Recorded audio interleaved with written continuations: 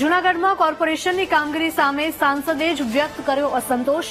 વિકાસના કામ મુદ્દે સ્ટેન્ડિંગ કમિટીના ચેરમેન અને સાંસદ આમને સામને આવી ગયા। સ્ટેન્ડિંગ કમિટીના ચેરમેન કહે છે, જૂનાગઢમાં વિકાસના કામ થયા, કામ સારા થયા હોવાનો સ્ટેન્ડિંગ કમિટીના ચેરમેન હરેશ પરસાણાનો દાવો, તો બીજી તરફ સાંસદનો દાવો છે કે વિકાસના કામ નથી ધ્યાન આપવામાં આવ્યું। સાંસદ રાજેશ ચુડાસમાએ કહ્યું કે કામમાં કચાશ હશે તો હવે કામ સુધારીશું। વિજય વિશ્વાસ જાહેર સભામાં બંને નેતાઓ વચ્ચે કામના મુદ્દે જોવા મળ્યો વિરોધાભાસ।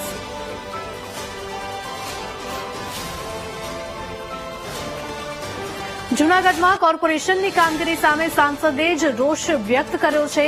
આ સાથે જ વિકાસના કામ મુદ્દે સ્ટેન્ડિંગ કમિટીના ચેરમેન અને સાંસદ આમને સામને આવી ગયા હતા।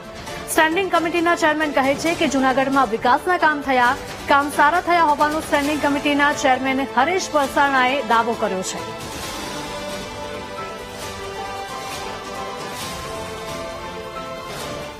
દરેક 18મી તારીખે વધારેમાં વધારે મતદાન કેમ થાય અને કમળના નિશાન ઉપર મતદાન વધારેમાં વધારે લોકો કેમ કરે, એવા પ્રયત્ન સાથે આપણે સૌ આગળ વધીએ।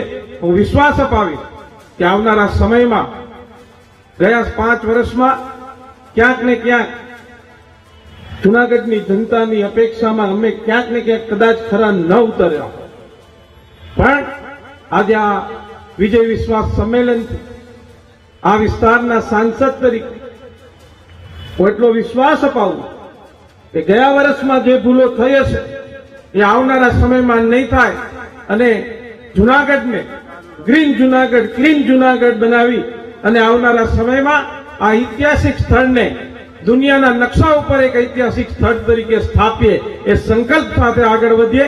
તમામ ઉમેદવારોને હું મારી શુભકામના પાઠવું છું કે ભગવાન ભોળાનાથ એને આ વિજયનો વિશ્વાસ અપાવે। મિત્રો, પ્રમુખશ્રીએ કીધું કે આ ગયા વખતે 54 સીટ હતી, આ વખતે આપણે 58 સીટ જીતશું। એટલે કોઈ કાર્યકર્તાના મનમાં સંદેહ હોય કે ભારતીય જનતા પાર્ટીનું જ્યાં કોર્પોરેશનનું કામ હતું એમાં ક્યાંય આપણે આમ જોઈએ તો નીચું દેખાડવાનું કામ કરેલ નથી। મિત્રો, સોશિયલ મીડિયા અને મીડિયા ક્યાંય ને ક્યાંય આપણને ખોટો ચિતરવાનો પ્રયાસ કરી રહ્યું છે, તો આનો જવાબ આપવાની જવાબદારી અહીં ઉપસ્થિત તમામ કાર્યકર્તાઓની છે કે આ સાચી વાત લોકો સુધી લઈ જાય અને આવનારી 16 તારીખે તમામ ઉમેદવારોને જંગી બહુમતીથી ચૂંટી કાઢીએ।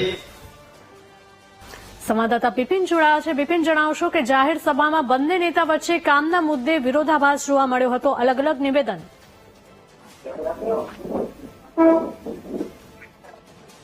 જી બિપિન। જી, વાત કરીએ આપણે તો ગઈકાલે જે વિજય જે સભા હતી એ સભાની અંદર જ બંને નેતાઓએ વિરોધાભાસ ડાયસ ઉપર બોલવામાં કર્યો હતો। ખાસ કરીને વાત કરીએ તો સ્ટેન્ડિંગ ચેરમેને જે કામો નથી થયા અને જે લોકોનો વિરોધ છે તેને દોષિત મીડિયાને અને સોશિયલ મીડિયાને ગણાવ્યું હતું। તેમનું કેવું, હરેશ પરસાણાનું કેવું એવું હતું કે ભાઈ આ સોશિયલ મીડિયા અને મીડિયાની અંદર ખોટી વાતો વાયરલ થાય છે, ત્યારે રાજેશ ચુડાસમાએ સ્વીકાર કર્યો હતો કે ક્યાંક ને ક્યાંક મહાનગરપાલિકાની જે બોડી છે ને બોડી કામમાં ઊણી ઉતરી હતી, એવું જાહેરમાં ડાયસ ઉપર રાજેશ ચુડાસમા બોલ્યા હતા। જી બિપિન, આભાર।